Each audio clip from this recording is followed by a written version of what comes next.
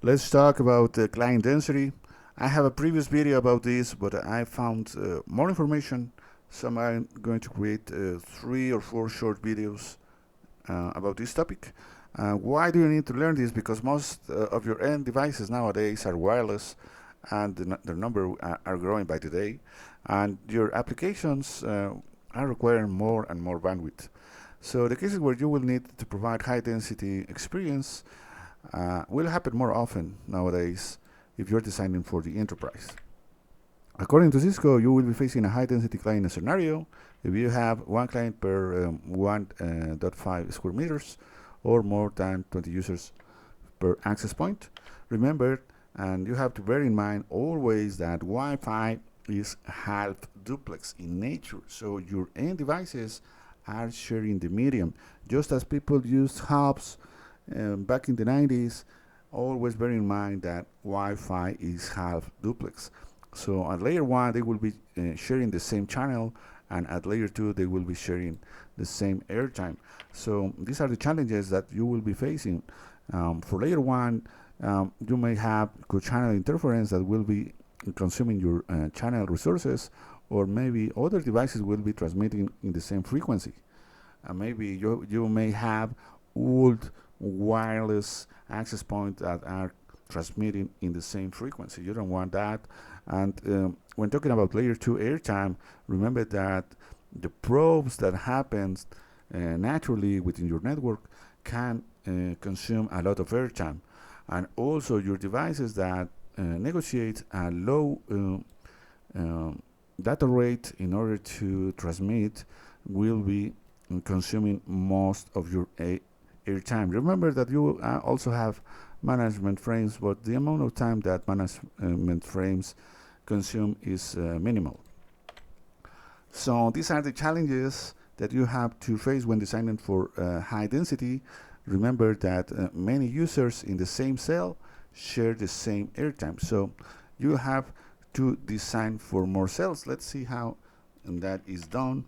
First of all, choose external directional antennas rather than omnidirectional antennas, because omnidirectional antennas will create big footprints, whereas external directional antennas will usually create smaller footprints. In order to have more cells, you have to reduce the size of your cells. So you want this and you don't want this. So in order to do that, you have to mount your external directional antennas on the ceiling, and you have to make them aim downward, so you have to so you can create the smaller footprints. So you can face maybe an issue when you have a high ceiling. In this case, rather than increasing the transmission power of your access point, use a higher gain antenna. You can use a patch antenna or a jag antenna in order to do so. So what we want to do here is going from larger cells into a smaller cell design. The first step in order to do so is in reducing the transmission power of your access point. Remember that the more cells you have, the more radius, the more bandwidth you will be available for your end devices. So remember that reducing the transmission power of your access point will only achieve half of the objective, because you will be reducing your transmission cell size. You will still be facing the issue of reducing the reception cell size. In order to do that, we will talk later about some other features you can use. Some other details. Don't get your transmission power too low, because remember that you have a noise floor on your radio frequency environment, and you must have your transmission power above it. Use TPC, which is a Cisco feature, in order to solve this. Design for an overlap of 10 to 15%, and avoid something that is known as access point to access point power imbalance with TPC.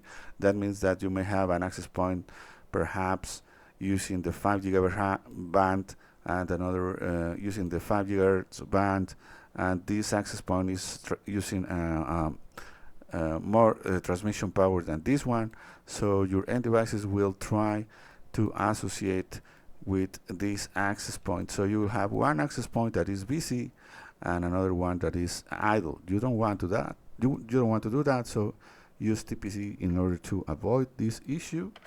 And these are your recommended TPC values for several high density scenarios.